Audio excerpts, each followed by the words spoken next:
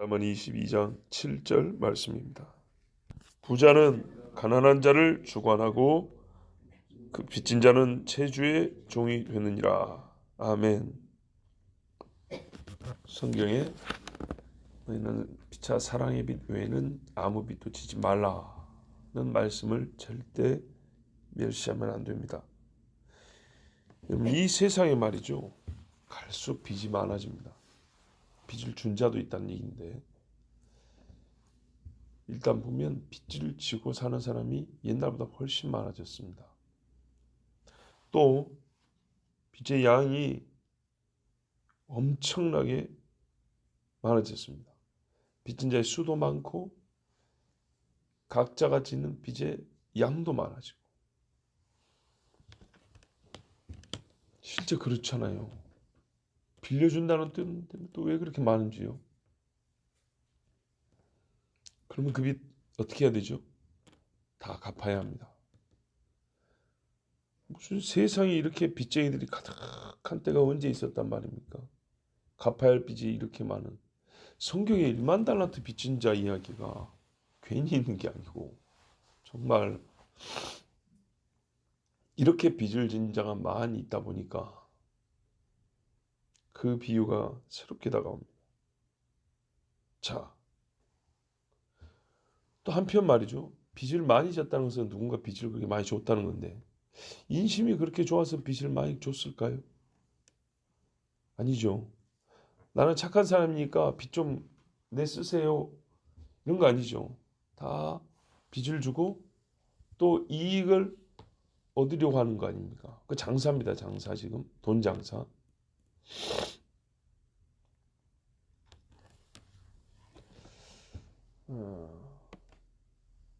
왜 그렇게 빚을 많이 주냐면 결국에는 자기 장사하려고 빚을 준 것인데, 그러면은 갚아야 하고, 갚지 못하면 뭔가를 대신 내놓으라 할 것이고.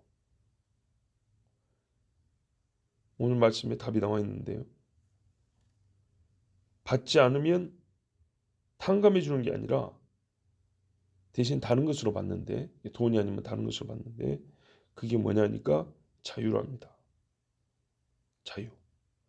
채주의 종이 되고 가난한 자를 주관하고 주인이 된다는 겁니다. 주인과 종. 자유를 대신 뺏어간다는 겁니다. 삶의 통제권을 취해간다는 겁니다. 생각의 자유, 신앙의 자유, 거주 이전의 자유, 직업의 자유, 정책의 자유, 신체의 자유. 여러분, 우리가 잘 아는 게 있죠. 신체 포기각성. 돈하고 몸하고 바꿀 수 있는 건 아니지만 돈 못 갚으면 뭘로 때운대요? 몸으로 때운대요. 뭐 얘는 일을 시켰단 말이에요. 짜장면 먹고 못 갚으면 접시라도 닦고 가. 그런데 지금은요, 속에 있는 몸의 장기를 빼간대요. 신장부터 시작해서 눈알도 빼가고 뭣도 빼가고 결국에는 목숨도. 그러다 보면 목숨도 뺏어갑니다. 맞죠? 종이 된다잖아요. 종입니다. 마귀가요 속으로 씩 웃습니다. 공짜인 줄 알았지? 종이 되는 줄은 몰랐지. 정말 똑똑한 사람도 설마 내가 이것 때문에 종 되리야, 거기까지는 생각하지 않습니다.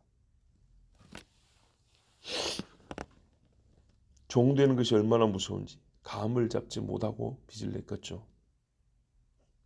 종이 되기 전에 다른 방법으로 갚을 수 있으리라고 자신했겠죠. 그런데요, 빚진 사람이 글자도 모르는 사람들입니까? 배웠다고 하는 사람들도 더 빚을 많이 내고 더 쫄딱 망합니다. 더 귀한 걸 잃어버리죠. 집이 깨지고요, 부부간에 이혼하고요, 자식들 얼굴도 못 보고 살고요. 갚아질까요? 여러분 잘 생각해 보세요. 말을 잘 생각해 보세요. 우리가 이런 말 잘 쓰죠. 감당하지 못할 짓 하지 마, 그런다고요. 그런데요, 이 세상에는 얼마나 빚이 많냐? 감당하지 못할 빚을 지고 살아요. 감당하지 못할 빚. 그런 말 하잖아요.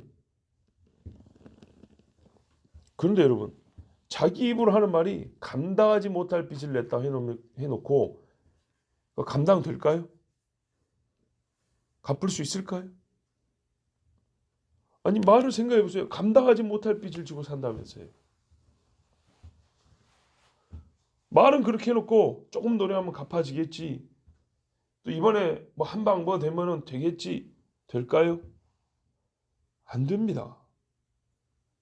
다시 보세요. 감당하지 못할 빚이라 했잖아요. 한 방이 되든 열 방이 되든 안 된다고 자기 입으로 말을 했잖아요. 감당하지 못할 빚이라고. 좀 정직해져야겠죠. 즉 자기 아는 바에 대하여 정직해져야겠죠. 여러분 감당하지 못할 빚을 가져다 쓰면 어느 정도의 갚음이 가능할까요? 조금 그 갚아준다 인정합니까? 빚은 1푼이라도 남김없이 다 갚아야 갚은 거지 1원이라도 남기면 넘어가는 겁니다.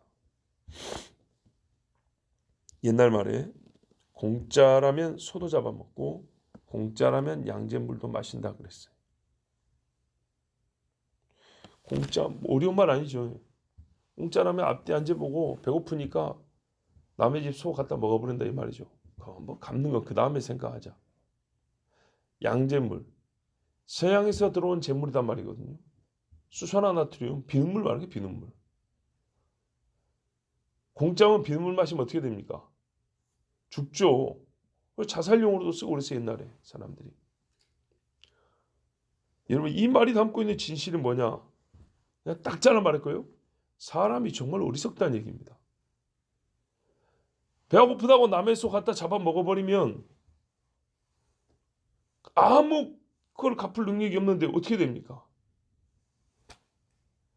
배고프다고 양잿물이라도 퍼 마셔버리면 어떻게 됩니까? 바다에서 목마르다고 바닷물 마시면 죽습니다.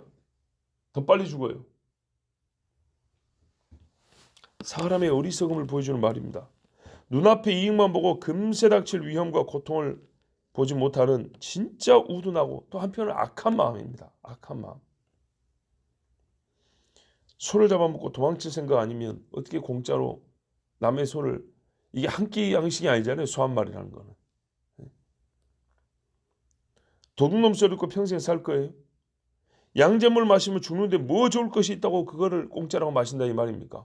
얼마나 바보면 공짜라는 것이 도대체 무엇이길래 내가 돈을 지불하는 것과 공짜라는 것의 차이가 얼마나 크길래 좋은 물을 안 마시고 양잿물을 마시냐 이 말입니다. 사람이 공짜라는데 얼마나 사로잡혀 사는지 사로잡혀 생각이 완전 묶여서 끌려가는지 보세요. 실제로는 공짜도 아닌데 공짜라는 말이 주는 그 뭔가의 그 미혹이 있어요. 그게 잡혀 살아요. 앞뒤 재보지 않고 공짜를 좋아하면 절대로 못 갚습니다. 그런데 속에는 뭐가 있다고요? 사람이 교만이 교만이 패망의 선봉이라 그러죠. 갚을 수 있어. 감당할 수 있어. 그래서 이런 말에는요. 교만도 들어있는 거예요. 내가 그거 못 갚겠어 라는 거죠. 왜 이렇게 사람이 생각이 없고 생각하는 능력이 이렇게 약하고 빈약하고 참 보잘것없는지 모르겠어요. 부자는 가난한 자를 주관하고 빚진 자는 체주의 종이 되느니라. 가난한 자만 빚내고 부자는 빚을 않느냐 그 말은 아니에요. 지금 두 가지 상황이 거의 유사하기 때문에 하는 말이에요. 한쪽으로 재물이 쏠리고 한쪽이 재물이 쌓이고 이쪽에 있는 재물이 저쪽으로 옮겨지고 점점 부익부 빈익빈이 될 때 결국 빚을 지게 되겠고 한쪽이 한쪽을 다스리게 돼 있단 말입니다. 이런 식으로 인간사의 경제 구조는 흘러가게 돼 있어요. 자, 그러므로 말씀이 가르치는 지혜와 교훈을 잘 들으셔야 됩니다. 어떻게 하라고요? 빚지지 마라는 겁니다. 카드를 쓰면서 빚쟁이가 많아졌죠. 바로 그 말입니다. 사람의 심리를 그대로 써먹는 겁니다. 눈앞에 현금이 오가는 게 안 보이니까 돈 아까운 줄 몰라요. 그리고 자기가 만일에 수입이 있다면 갚을 수 있겠죠. 그런데요, 수입을 생각하지 않고 그냥 막 긁어 써버리는 거죠. 그리고 카드 회사는 어떻게 합니까? 마음이 좋아서가 아니라 이 사람 수입이 예를 들어서 200만 원인데 카드 한도는 300, 400으로 해줍니다. 계속 빚을 지게 만들죠. 자, 우리 일상의 지혜를 배워야 합니다. 빚지면 종이 된다. 사람이 살다 보면 빚을 안 지고 살 수는 없다. 100번 양보해서 그런다 치더라도 정말 감당하지 못할 빚이 아니라 쉽게 감당할 수 있는 정도의 빚을 져야 합니다. 그 다음에 오늘 말씀을 예언적 의미로 읽으면 여러분 요한계시를 보면 적그리스도가 세계 경제 패권을 쥐어잡습니다. 그렇죠? 모든 사람에게 짐승의 표를 받게 하고 이 표가 아니면 뭘 못하게 해요? 매매를 못하게 한대요. 그런데 여러분 그 말 들어주고 싶으세요? 나 들어주기 싫어. 그죠? 내가 왜 네 말을 들어야 돼? 그런데 여러분 만약에 빚을 졌다면요. 어떻게 하죠? 내가 남한테 1,000만 원 빚을 졌어요. 근데 그 사람이 그 돈만 갚으라는 게 아니라 그 돈을 갚기 전에 나한테 뭔 노릇을 한다고요? 주인 노릇을 한다고요. 그죠? 내 새끼는 그 집 새끼하고 싸우면 무조건 맞아야 돼요. 잘 보세요. 부잣집에 내가 그 집에 품꾼으로 들어가서 일을 하고 또 빚진 게 있단 말이죠. 쌀 좀 갖다 먹었어요.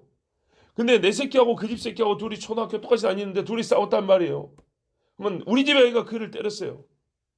벌벌 떨죠 부모가. 빚 당장 갚으라 할까 봐. 치료비는 치료비고 당장 빚 갚아. 이거 앞으로 절대로 쌀 한 말도 안 줘. 그럴까 봐. 그럼 어떻게 해요? 부모가 네가 오라도 좀 맞아라. 그러지 않겠습니까? 적그리스도가 경제 패권을 쥐게 될 전제 중에 하나를 우리가 지금 배우는 겁니다. 원리가 항상 똑같아요. 세상 사람들 대부분이 적그리스도로 불리거나 또는 적그리스도를 옹이하려는 그 집단에게 빚을 진다면 따라가게 되겠죠. 어쩔 수 없이 그겁니다. 국가 간에도 빚진 국가하고 빚을 준 국가의 차이를 한번 보세요. 적그리스도를 그리스도의 자리에 앉히려고 하는 이 사단의 세력들이 세상을 빚을 지게 만들고 있는 이 흐름, 경제 구조의 변화, 말이 좋아 변화, 개혁인 같이 실상은 어떻게 해요? 자꾸 빚을 지게 하고 있어요. 빚내서 뭐 사라, 빚내서 뭐 해라, 빚내서 뭐 해라. 그럼 어떻게 될까요? 우리는 빚내서 잠시 필요한 걸 쓴 것 같죠. 그런데요, 큰 그림, 거시적으로 볼 때는 어떻게 돼요? 전 세계 소수의 누군가에게 대다수 사람들이 빚을 지고 있는 거예요. 분명히 빚을 졌다는 건 누가 빚을 줬다는 얘기거든요. 경제 구조와 시스템을 장악하고 사람들을 그 안에 굴복시킬 수 있는 사람은 빚을 준 사람입니다. 신체를 정복하고 사상까지 조종할 수 있게 됩니다. 빚은 아주 쉬운 예잖아요. 아까도 보세요. 우리가 빚진 집이니까 네가 맞아야 한다. 네가 잘못했다고 말해야 한다. 잘해도 네가 잘못한 거야 그냥. 보십시오. 이거를 세계적으로 확대를 한번 시켜보세요. 또 만약에 빚을 준 사람이 가르치는 자라고 생각을 해보세요. 그의 말을 듣게 되겠죠. 교육까지 정복하고 있다면요. 왜 이 시대에 빚을 주고 빚 없이 살 수 없게 만들고 사실 대다수의 사람들은 모르지만 그 돈들이 특정한 부류의 소수에게로 지금 흘러들어가 쌓이고 있다는 것 여러분 아셔야 됩니다. 소위 세계 금융을 주의라고 펴나가는 숨어있는 검은 손들이 세상의 부를 다 가져가고 있습니다. 우리가 먹는 것과 입는 것이 전부 다 좋아져 부유해졌다고 하지만 그것은 여러분 말을 우리가 잘 가렸어야 합니다. 삶의 편의가 나아진 것이지 부유해진 것이 아닙니다. 부유라는 것은 내 소유의 재물이 쌓이는 겁니다. 빚을 내는 게 아니고요. 빚을 내가지고 아까 보세요. 빚을 내서 소를 갖게 됐어요. 내가 먹을 소가 생겼어요. 소고기를 먹는다고요? 안심, 등심, 꽃등심 다 먹을 수 있어요. 그 소 한 마리 안에 있으니까. 부유해진 겁니까? 아니죠. 내가 소고기를 먹을 수 있게 된 거지 부유해진 게 아니에요. 근데 그마저도요. 빚이죠. 빚. 결국에는 삶의 편의가 나아졌다는 것이 결국에는 어떻게 해요? 부유도 아니지만 빚이라고요. 빚. 그리고 상대적인 부를 생각해 보면 역사 중에 어느 때보다 절대 빈곤과 절대 부의 대립이 크게 확대되었다는 것도 우리가 부정할 수가 없습니다. 자, 여러분, 그래요. 성경이 그토록 경고하는 돈을 숭배하는 시대입니다. 예전이라고 안 그랬겠습니까만 지금은 더 그렇습니다. 좀 다른 모양으로. 돈이 없어서 한 푼이라도 갖겠다는 그런 돈을 숭배, 그걸 넘어서서 빚이라는 또한 새로운 돈 숭배를 이끌어냈습니다. 마귀가요. 돈의 노예가 됐습니다. 결국에는 숭배하면 숭배자가 노예인 거죠. 종인 거죠. 빚이라는 어떤 또 다른 형태로 돈의 노예로 만들어버렸습니다. 돈을 좋아한다는 정도가 아니고 돈의 절대와 이름을 수만 가지나 가진 돈이 세상을 지배하는 시대입니다. 돈이라고 이제 부르잖아요. 그러면 좀 수준 낮게 들리잖아요. 다양한 이름으로 부릅니다. 무슨 론, 금융, 투자, 신탁, 뭐 그 외에도 많죠. 예. 마귀가 불법으로 가난을 유발하고 부를 움켜쥐는 것을 세상 사는 세상살이의 방법이라 생각하며 허용하고 동조하지 마십시오. 그 중에 하나가 감당하지 못할 빚을 지는 겁니다. 공짜하면서 결국에는 빚지고 사는 겁니다. 빚을 지지 말고 마귀가 빚으로 생명을 빼앗는 세상을 모르지 않기를 바랍니다. 얼마나 많은 사람이 빚 때문에 실제로 죽었는지 모릅니다. 복음의 은혜를 받은 사람들에게 사명감을 주려는 의미에서만 바라볼 것이 아닙니다. 어떤 말씀요? 로마서 13장 8절 전반부에 피차 사랑의 빚 외에는 아무에게든지 아무 빚도 지지 말라. 사명감을 주려는 의미란 게 뭐냐면 우리가 은혜로 복음을 받았잖아요. 빚진 자의 마음으로 순교한다 그러잖아요. 그죠? 그런 사명감을 주는 말씀으로 읽을 것이 아니고 실제로 이 말씀은 마귀에게 종되지 않고 살게 하는 정말 지혜의 말씀입니다. 뭐요? 피차 사랑의 빚 외에는 아무에게든지 아무 빚도 지지 말라. 이건 복음 증거의 사명을 우리에게 심어주는 말씀이면서 동시에 실제로 사람이 마귀의 종되지 아니하고 하나님 주신 자유를 바로 누리며 살게 하는 말씀입니다. 모든 사람에게 모든 빚에 대하여 주신 말씀입니다. 기억하십시오. 기도하겠습니다.